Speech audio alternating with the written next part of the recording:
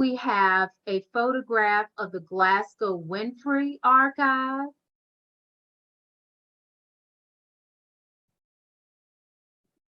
And this is where things get interesting, the Glasgow lineage. Yes, we have the historical legacy, but there's actually another legacy as well. And that's what's so interesting about this history. So you see, we have Francis Thomas Glasgow. He is my great-great-grandfather by blood. William Winfree, his son, my great-grandfather. He is also the half-brother to Arthur Graham Glasgow, one of Mr. Glasgow's sons. And we'll talk about him a little bit more. Then we have Hugh Winfree C. This is Hugh Winfree Sr., my grandfather, and my father, Hugh Winfree Jr. Now on your screen, we have two pictures. The picture on the left is a painting. This is a 1953 chalk painting, a portrait done by my father, who was a trained artist, of Francis Thomas Glasgow. The image on the right you see is Francis Thomas Glasgow, and that image was, that picture was taken in the early 1900s. Mr. Glasgow passed on in 1916. You can see now the son of Francis Thomas Glasgow, my great-grandfather. He is the son of Francis as well as Emma Jackson, whom was a domestic servant. And I'm going to talk a little bit more about her. William Winfree, my great-grandfather, is seated. In this photograph, my grandfather is a young boy, age 8. And William's wife, Mamie Scott Winfree, is standing in the photograph, and they are displayed on the cover, as well as Mr. Glasgow and one of his daughters, Ellen Glasgow. Now, William lived in the Glasgow house until the age of 3. Then he was sent away to live with a very dark-colored woman by the name of Mary Winfree. And that's exactly how and when we assumed the Winfree name. This was not a blood relative, but he was sent to live with her. Now, this is Dr. Arthur Graham Glasgow. He was the owner of H&G Company. That's what it's called today. In the olden days, it was called Humphreys and Glasgow Company.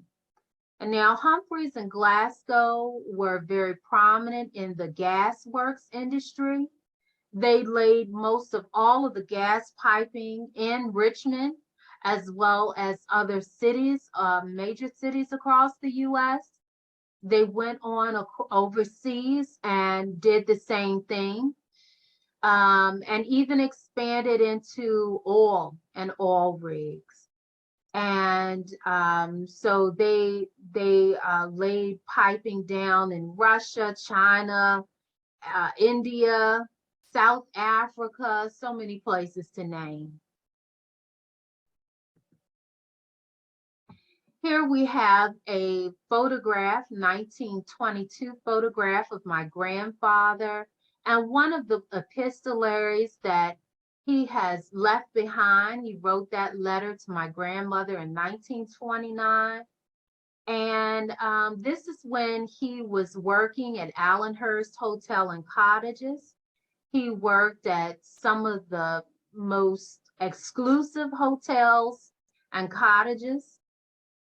And, you know, the book goes into detail of how Arthur and my grandfather, as well as his wife and their children, would meet on Sunday afternoons. Now, they would have these secret meetings on 5th Street, At the time, the home that they met at was called, well, now it's called the Bransford-Cecil House. That home has since been moved. It was on Fifth Street, but now it is in the possession and care of Valentine Museum. So that home is still here in Richmond, and that was their meeting house. And during these meetings is when they would discuss employment opportunities for Hugh, my grandfather, they and other family members. They would also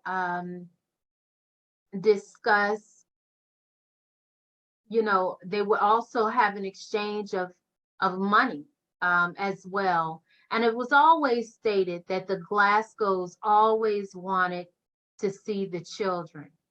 Now, Arthur and some of his sisters would also accompany him at these meetings. Ellen was one of those sisters who would attend. Here is a photograph, 2 photographs of my father, Hugh Winfree Jr., again, a trained artist. The photograph on the left is him in the 1950s, the mid-50s, with his art surrounding him, and again in 1985 with his art surrounding him. He did many works of art that reflect our family's history, and I'm very pleased to have those. They were done from the 1940s through the 1980s. Here you see a photograph of my sister and I with our grandfather in the picture as well. My sister Hope is seated at the table and I'm cuddled in the arms of Granddad. And we always like to say that he was the best granddad a grandgirl could have. We also have the Jackson Ward Archive Display. And again, rare photographs are here from our collection. Now, very interesting with the Glasgow Winfree archival items, we have a Victorian era rose gold ring. Now, this ring was given to Emma Jackson from Francis Thomas Glasgow. In the middle of the ring, there is a tiger's eye stone. It is hand carved in her image. And this ring originally had 4 red rubies. You can see where the pockets are, where the rubies were. Now, when he gave her this ring, he explained to her that she could go in her old age and remit the rubies inside the ring to a local jeweler for cash as she needed. And so she could make those exchanges as she required in her old age. Here you see a photograph of my sister and I. I'm seated, my sister is standing.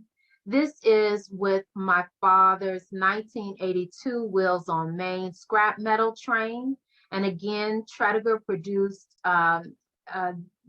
was the major producer of locomotives in antebellum South. And I have this train set up here behind me.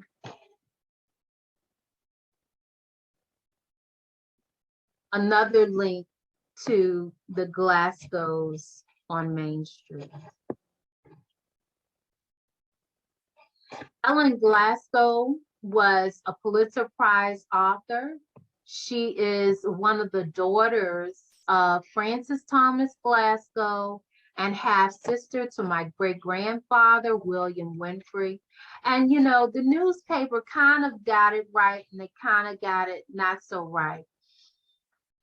You know, she actually did talk about her Black relatives, but people just really did not know who she was referring to. She talked about her father's mulatto mistress and little Willie, William Winfree. And this is what she had to say, as quoted from one of her books.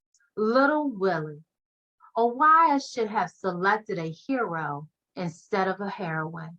All this is so much of a mystery to me as if it was in my childhood. But there he was, and there he remained, alive and active, threading his own adventures from the time I was 3 until I was 8 or 9, and discovered Hans Christian, Hans Andersen, and Grimm's fairy tales. I can still see him, small, weary, with lank brown hair like a thatch, and eyes that seem to say, I know a secret. I know a secret. And although she might be speaking in riddles, she's actually explaining how she remembered little Willie being there in her youth.